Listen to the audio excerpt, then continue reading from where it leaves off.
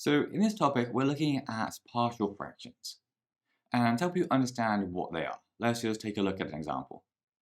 So imagine that we had these two fractions and they were being added together.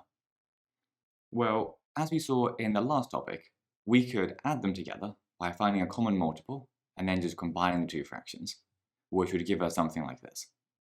Now, what if you wanted to do the opposite though?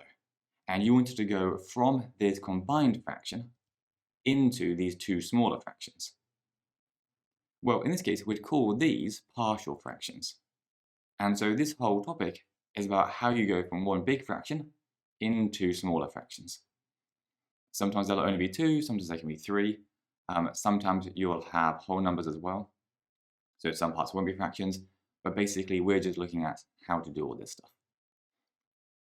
Now, you may then think, why would you bother doing this? Like, why do we do this?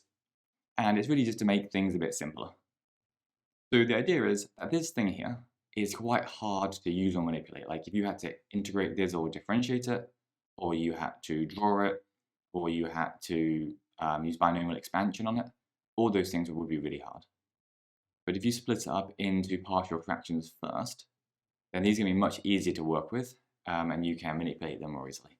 So that's the idea. Basically, just remember that partial fractions are taking a big fraction like this, splitting up into smaller fractions, so that you can manipulate them more easily. And that's what this whole topic is going to be about.